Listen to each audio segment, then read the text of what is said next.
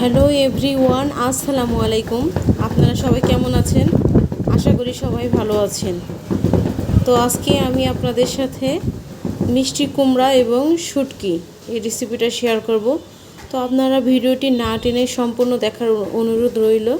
সবাই আমার সাথে থাকুন এবং দেখতে থাকুন আমি কিভাবে এই রেসিপিটা তৈরি করি।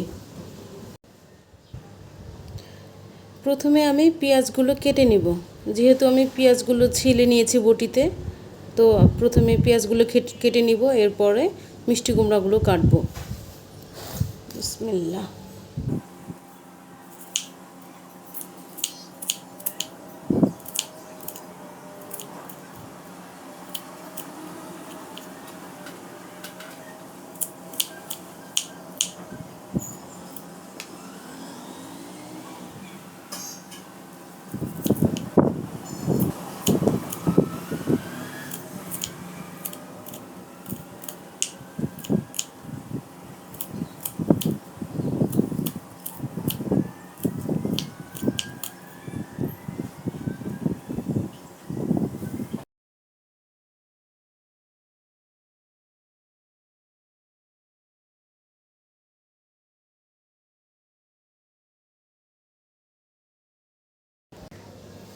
তো আমি এখন মিষ্টি কুমড়াগুলো কেটে নিব।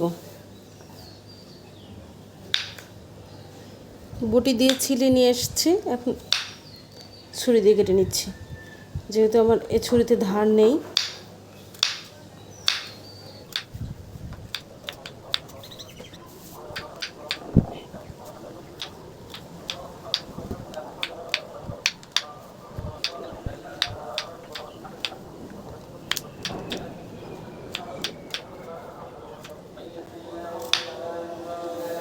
তো ফাইনালি আমার মিষ্টি কুমড়া কাটা হয়ে গেল।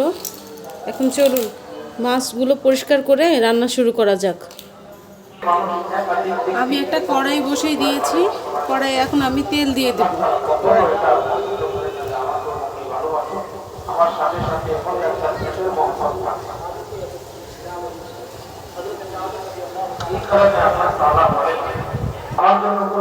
এখন দিয়ে দিব পেঁয়াজ।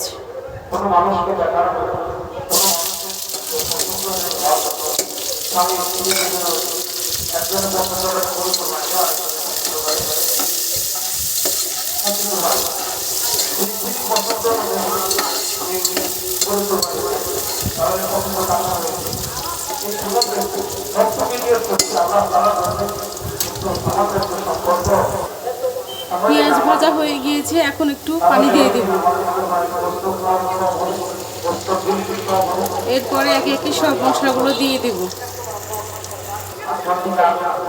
আদা রসুন বাটা, হলুদের গুঁড়া, মরিচের গুঁড়া, দিয়ে দেবো স্বাদ মতো লবণ।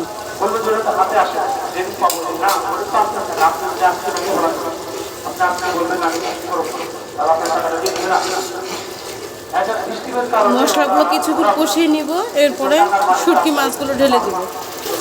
মশলাগুলো কষানো হয়ে গিয়েছে, এখন আমি মাছগুলো ঢেলে দেব।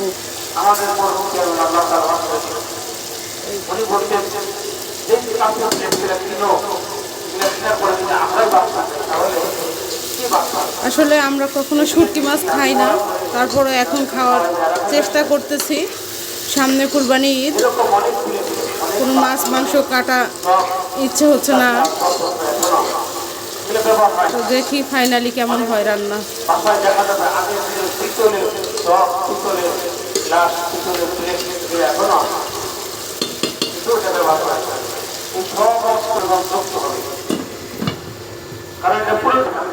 একেবারে 10 তারিখ ঈদের দিন যদি কারো কাছে এই পরিমাণ সম্পদ থাকে তাহলে ঈদের পরে তারপরে ঈদের ভিতরে মাছগুলো আরেকটু কষানোর জন্য অল্প করে পানি দিয়ে দেব। যার কাছে ঈদের যদি কোনো সম্পদ তারপরে বেরোনাই কিন্তু তারপরে সম্পদ তাহলে ওই ব্যক্তি কোরবানি ওয়াজিব হবে। কোরবানি ওয়াজিব হওয়ার জন্য আরেকটা শর্ত হলো এই ব্যক্তিকে মুসলমান সকলে জানা মুসলমান ছাড়া কোরবানি ওয়াজিব। 3 নম্বর আরেকটা শর্ত, এই ব্যক্তিকে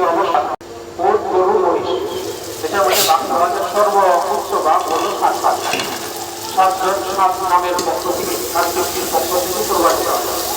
আমাদের দেশে একটা কথা আছে, অনেকে কোরবানি দেয়। মাছগুলো কষানো হয়ে গিয়েছে, এখন আমি মিষ্টি কুমড়াগুলো ঢেলে দেব।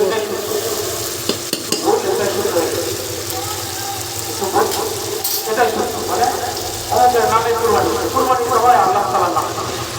হ্যাঁ, কোরবানিটা সমাজের মধ্যে মূল ফসল হিসেবে নিশ্চিত হয়েছে। মাঝখানের নিয়ত একই থাকতে হবে, মাঝখানের নিয়ত একই থাকতে হবে, শুধুমাত্র আল্লাহ তাআলাকে সন্তুষ্টি করার জন্য। এবং সাতজনের জন্য সাতজনের সম্পদ, পুরো সম্পদটা হালাল হতে হবে। সাতজনের পুরো সম্পদ হালাল হতে হবে। এখানে আমাদের আদেশ নিয়ত থাকবে।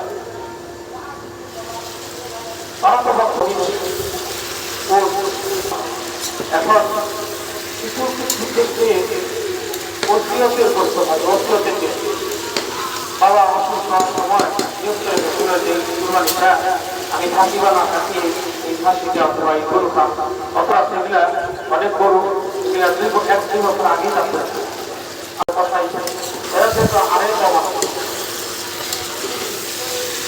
কুরবানি সিদ্দিক আসার কিছুদিন আগে ওরা ডাক্তারে বয়সের 1 বছর 1 বছর ভিতরে ভালো খাওয়া চিকেন খাওয়া ওইটার বয়স রীতিমতো 2 বছর কারণ ডাক্তার আপনি ছোট জায়গায় ডাক্তার তাদের নির্দিষ্ট পরিমাণ টাকা হয়েছে। আল্লাহ তাআলা আমাদেরকে জীবন থেকে বের হওয়ার জন্য সম্পদ অল্প করে পানি দিয়ে দেবো কষানোর জন্য।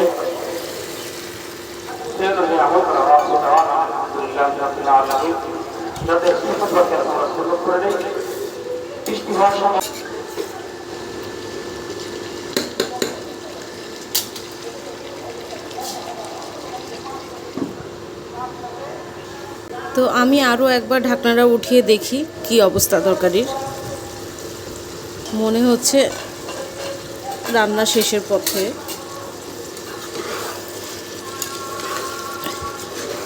ঝোল দেওয়ার প্রয়োজন হবে না বোধ হয়।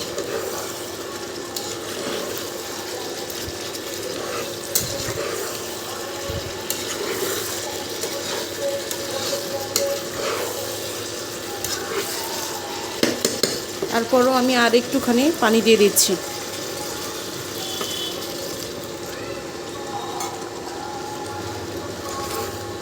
একটু ভেজা ভেজা থাকবে তরকারি, মাখা মাখা।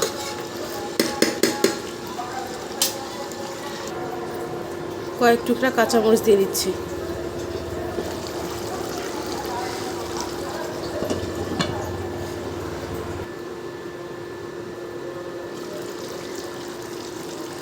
তো ফাইনালি আমার রান্না হয়ে গেল।